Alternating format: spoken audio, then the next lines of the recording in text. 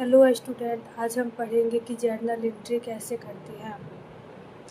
जैसे कि ये ईयर 2020 का है। जैसे जनवरी 1 का है, Mohan started business with cash, यानी मोहन ने 80,000 रुपये से अपना बिजनेस को स्टार्ट किया।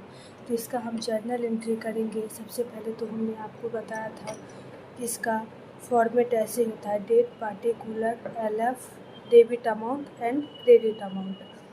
तो सबसे पहले हम क्या करेंगे, Mohan started business with cash, यानी मोहन ने 80,000 रुपये से अपना व्यवसाय स्टार्ट किया, इसीलिए व्यवसाय में कैश आया तो डेबिट होगा क्योंकि ये रियल अकाउंट है।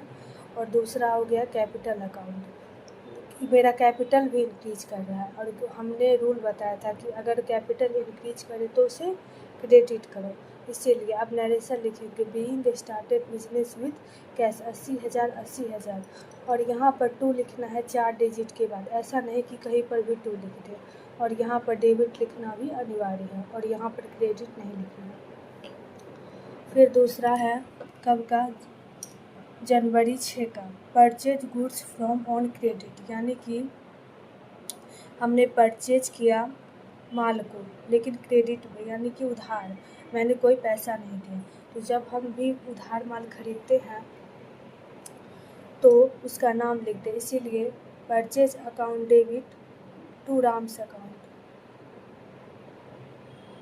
क्योंकि हमने राम से माल परचेज किया है।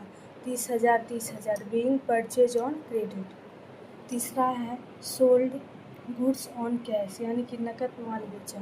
तो नकद माल बेचेंगे तो कैश अकाउंट डेबिट, कैश आया to sales account, sales revenue ये हमेशा इंक्रीज ही करेगा, इसीलिए से हम क्रेडिट करेंगे 6,000 6,000, बीइंग सोल्ड फॉर कैश।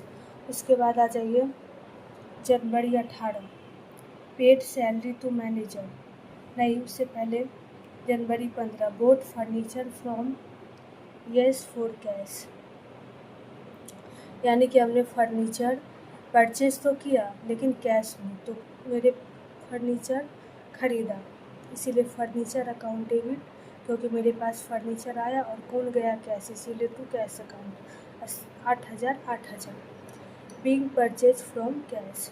उसके बाद आ जाए जनवरी 18, पेड सैलरी टू मैनेजर, हमने मैनेजर को सैलरी पे किया। तो सैलरी जब भी हम मैनेजर को पे करेंगे तो सैलरी अकाउंट डेबिट होगा और टू कैश अकाउंट, क्योंकि कैश मेरे पास से जा रहा है, कैश असेट्स है और ये जो है सो डिक्रीज करेंगे, इसलिए इसे क्रेडिट करेंगे। 6500 being paid from manager salary. उसके बाद एक है लास्ट एंट्री,